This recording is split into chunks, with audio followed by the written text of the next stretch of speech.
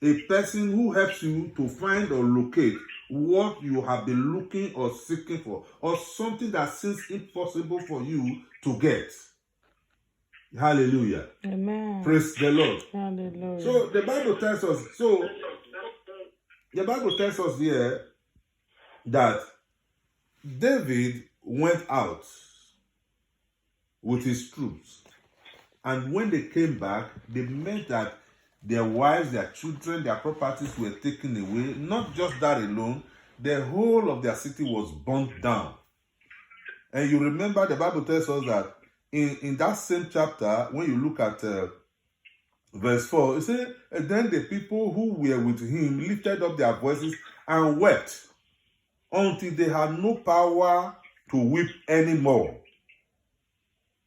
And then the Bible also tells us that David was greatly distressed, and the people were speaking to one another. Let us stone this man. He brought us this calamity. He brought us this problem. They were trying to stone, but the Bible says that because their souls were grieved. And I believe any man who is in that situation, his soul will be grieved. We have seen people, because of challenges they face, they commit suicide. Whether they have money or not, but they won't challenge or the other man lead them. So these people were in that situation because they don't have anything anymore. Their sons, their daughters, their wives were taken away. Their properties were taken away. And to crown it all, they don't even have a house anymore. The whole place was burnt down. It's an act of wickedness. But the Bible says David strengthened himself in the Lord. And David called upon the priest. And he said to the prince, bring an effort for me. And they begin to pray. And David inquired of the Lord. And David said to God, can I pursue? Will I recover? Will I pursue? Will I overtake? Will I recover? God said, pursue, David. He said, pursue, for you shall surely overtake and recover all. Amen. Hallelujah. Amen. That was the prophecy, the word of God, a strong word from God to David. Amen. That was the word that God gave to David. But I want you to know this morning that no matter how strong the word of God is to you, Bible says in the book of Proverbs chapter 29, it says, where there is no vision, the people perish. Have you thought of where there is no people, what happens to the vision? The vision will also perish. So David got a strong word from God and he put up his people together. He said, let's go after them. God has told me that we will get these people, that as we pursue these people, we will overtake them and we will recover all. So that was a good news. And David went and the people went in that might. But the Bible tells us that they got to a place. And I believe whether it was a crossroad or a T-junction or whatever, but they got to a place. Bible says David asked the man, he said, can you take me? Which means David didn't know which direction to go. Despite God has told him, pursue, overtake, and you will recover. If David had nowhere to go, David wouldn't have asked this man. Hallelujah. Amen. Praise the Lord. Hallelujah. So David said to the Bible said David asked the man. They saw a man. And this man was someone who was worthless and useless, and he was abandoned by his master. Amen? Amen. He was abandoned by his master because he is not meant to help the master. As you are in this world, as useful as you are, as helpful as you are not meant to help everybody. There are people that you are meant to help. And that is why sometimes you do good to people, they turn around against you because you are not meant to help them.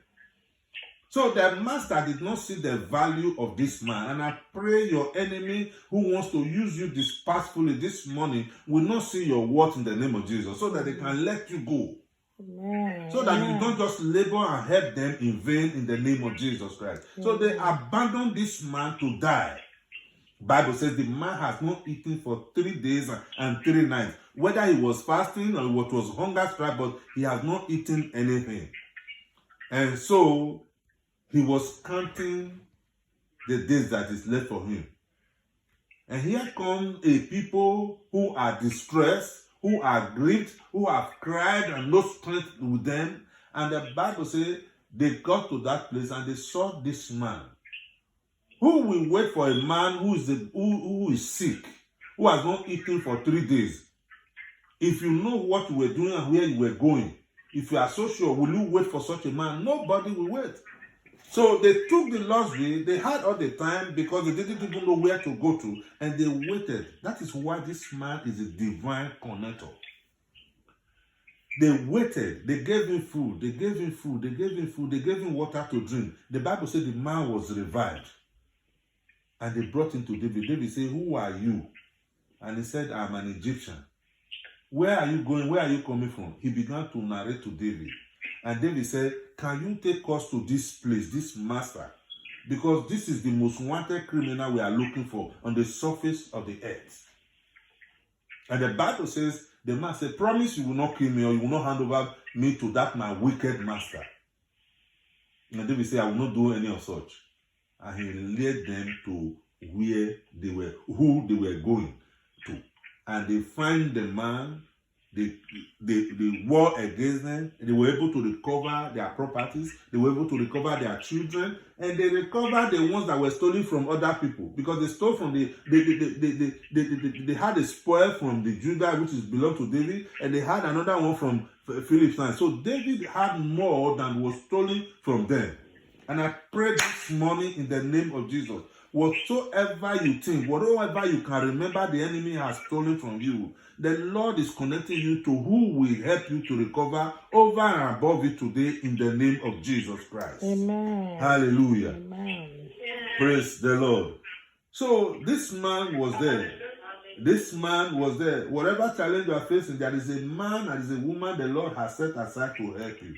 Praise God. Hallelujah. Praise God. That man who was helpless to his master, became the man who connects David to his destiny. In fact, he was the man that spared David's life.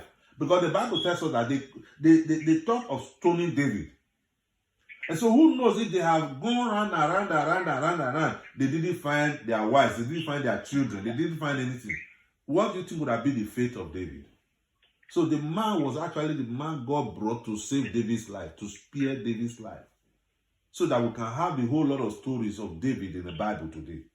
Hallelujah. Amen. At that point where you are that you don't know where to go, who to meet, God will bring that person to show you direction and connect you to what you are looking for in the name of Jesus Christ. Amen. Hallelujah. Praise the Lord. Praise Master Jesus. Amen. Amen. You see, that the issue is that many of us don't recognize our helpers or our connectors. Amen. That man know how useful that Egyptian boy would be to David. He would have taken him along. But you see, God has planted that man there. Praise the Lord. Many of us who don't know because why? Because we use our carnal senses to judge people. We use our carnal senses to tell who a helper is, who must be our connector. We are looking at somebody who is rich. We are looking at a friend. We are looking at a man who has influence, a man who is connected, a man who is respected. And sometimes, most likely, we are looking for a man or a woman who is successful in that area where we have challenge, as somebody who can help us, as somebody who can connect us. But no, God can use anybody. The one that is despised, God can use him to connect you. And that is why I'm bringing this message today, recognizing your divine connector. There is somebody that God has set for you to take you to your next level of blessing. Amen. Amen. Amen. He might not have anything, but God has ordained him. That is where, when you don't know even when David seeked God, I don't believe David was seeking for that kind of a man, but God gave him the wisdom. God gave him the idea. That is why whatever you are going through, whatever thing you are passing through, you must seek God's counsel. You must seek God's advice. You must seek his intervention. You must seek his face concerning anything. Because when you seek him, when you get to a crossroad, God will bring solution. He will bring an answer for you. Amen. Hallelujah. The Bible tells us in the book of 2 Kings, chapter 5, verse 1 to 3. He told us the story of the story of the man Naaman who was leprous. The story of Naaman who was leprous. And the Bible says he was leprous, though he has won many victories, but he was leprous. And the leprosy has brought him shame and dishonor. But the Bible says that there was a mistress, there was a house girl to say in this message is, or whatever you want to call it. There was a young girl, say there was a captive, a young girl from the land of Israel. The Bible says she waited on Naaman's wife. So she was like a PA or an assistant to Naaman's wife. And she began to whisper. You would have thought, oh, this girl is a captive. Don't listen to her. You would have said, oh, she's a captive. Oh, that is all about her life. No, but God brought her to that house for a day like that. God brought her to that house for a purpose. And she was a captive and she was beginning to whisper, oh, if only my master can go to Israel. There is a prophet. There is a prophet in Israel that would have prayed for him and this leprosy will be taken away from him. A common man will say, a man who is carnal will say, if that prophet is in Israel, where were you taken captive? Why are you passing through what you are passing through now if you have the solution to my problem? No, I might have solution to your problem, but solution to my own challenge, somebody else might have the solution to my own challenge.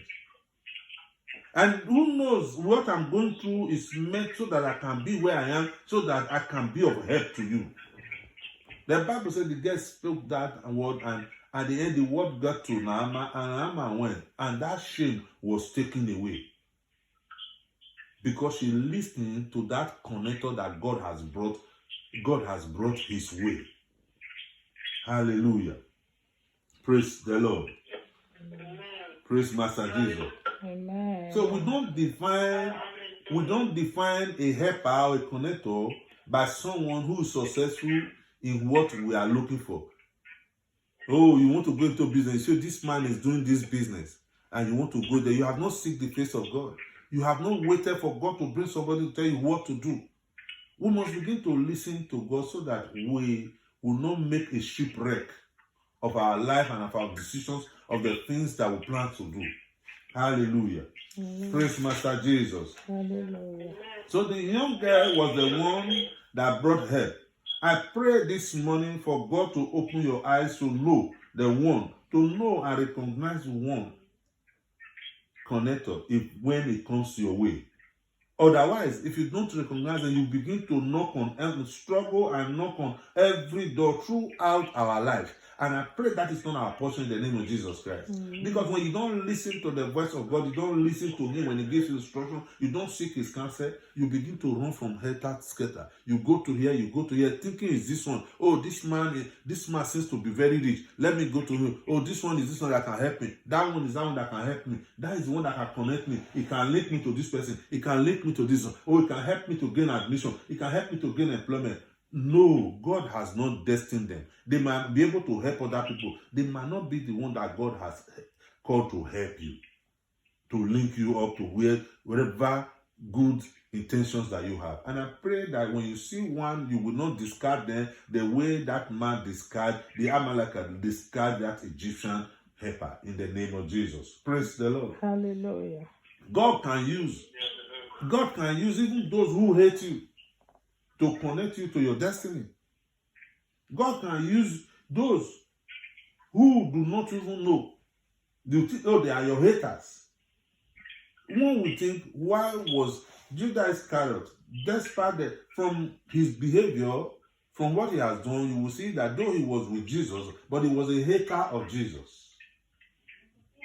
Otherwise, why will he betray his master, who gave him a position as a treasurer and sell him for how much? Praise the Lord.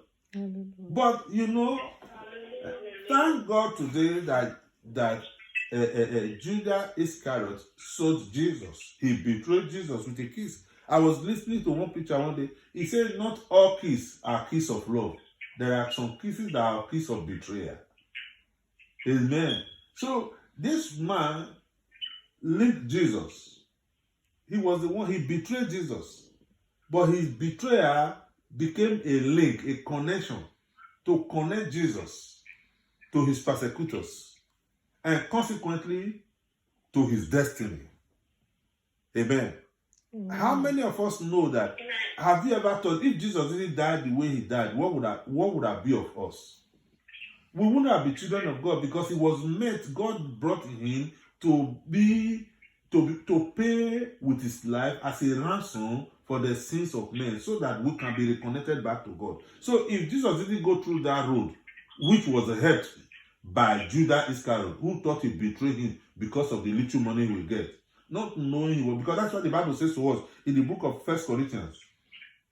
In the book of 1 Corinthians, chapter 2, verse 7 to 8, he said, but we speak the wisdom of God in mystery, the hidden wisdom, which God ordained before the ages for our glory. Are you hearing that now? He said, we speak the wisdom of God in a mystery, the hidden wisdom which God has ordained before the ages for our glory. It is made for our good. He said, which none of the rulers of this age knew, for had they known, they would not have crucified the Lord of glory. And I was listening to a preacher that day, and this so much blessed me. He said, if they had known, because they didn't know what they were doing was helping Jesus to get to his glory. Same thing that they did to Joseph. Joseph at the end said, oh, you make it for you good, but God turned it around for good. It was for good. God sent me ahead of you to do what? To preserve life. Bible says, if they had known, if Judah had known, if those scribes, the Pharisees, the Sadducees, the chief priests, or whatever their names are, all of them that ganged up to make sure Jesus was executed, if they had known that what they were doing was to bring shame upon themselves, was to deliver humanity, God, what they were doing, they were trying to prevent what God has ordained. That a Savior will come, he will share his life. But they didn't know that was the Savior. If they had known, what they felt was that because Jesus' miracles, signs and wonder, his preaching was affecting them. So they didn't want to tolerate Jesus. So they just said, oh, let's kill him. When we kill him, that will be the end of his ministry. And they killed Jesus. That became the beginning of the explosion. That became the beginning of God having many sons. That is why you and I can call God our Father today. I pray the enemy who is seeking for you will make such a mistake, a terrible mistake that will cause you to be announced to the world in the name of Jesus Christ. Amen. They made such a mistake because they didn't know.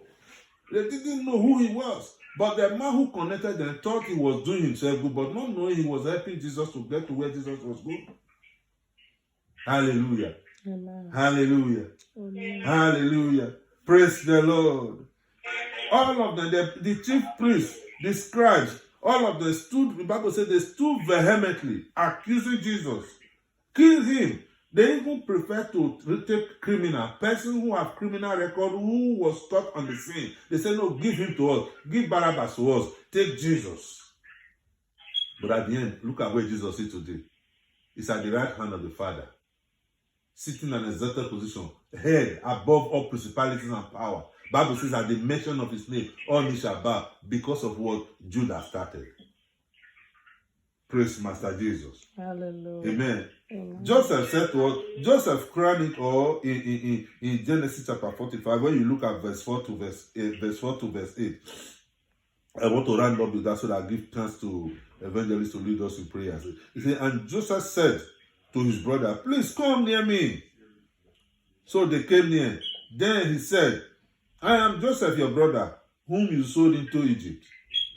But now do not therefore be grieved or angry with yourselves because you sold me here. For God sent me before you to preserve life. Hallelujah. Amen. God sent me here before you to preserve life. They thought they were doing well, but they didn't know they were connecting him to his destiny. They were connecting him to his destiny. So, what I'm saying, people who love you can be the one God wants to use. But those who hate you can also be the one that God wants to use to connect you. So that is why even when men do you evil, do not hold it against them. Bless them and move on. Look unto God. Hallelujah. He said, God sent me here to preserve. I said, for these 2 years, the famine has been in the land. And there are still five years in which there will be neither plowing or harvesting. God sent me here before you to preserve a posterity for you in the earth and to save your lives by great deliverance. So now it was not you who sent me here, but God. And he has made me a father to Pharaoh and a lord of all his house and a ruler throughout all the land of Egypt. How I wish, as children of Most High God, we can take things the way Joseph took it. Joseph didn't see the evils of the brother, but he saw the hand of God in what they are doing. That these people, they might be evil, they might hate me because of my dream, they might hate me, they might want to terminate my dream, but God is using them to connect me to a higher glory. And I pray that the Lord will take you higher and higher, even in this season, in the name of Jesus Christ. Father, we thank you. We bless your holy name, O God. We give you praise, we give you glory. Whatever evil they think they are doing to you, they sold into slavery. Oh, they thought that was the beginning of his sorrow, but they didn't know that God was kickstarting his journey to greatness. Amen. And I pray whatever man is doing to you even at this time, know that they are connecting you to your greatness in the name of Jesus Christ. Amen. Father, we thank you. We bless your holy name. We give you praise. We give you glory. Lord, I thank you for, I don't know why you brought this message today, but Father, Lord, I believe, oh God, it has been a blessing to somebody. And I ask in the name of Jesus, oh God, that this word that you have sown in our heart today, oh God, Lord, let it bring fruit in due season. In the name of Jesus Christ, oh God. Father, help us to learn and to look unto you, for you our helper. The King says, if God will not help you, what can I do? Father, I pray because I know you are our helper. Men and women you brought our ways, oh God. Let them be, oh God, the ones that you are using to connect us, oh God, to a higher glory, to a higher sources, oh God, in the name of Jesus Christ. Thank you, King of glory. We bless your holy name. We give you all the praise. We give you all the glory. For in Yeshua's name we pray. Amen. Hallelujah.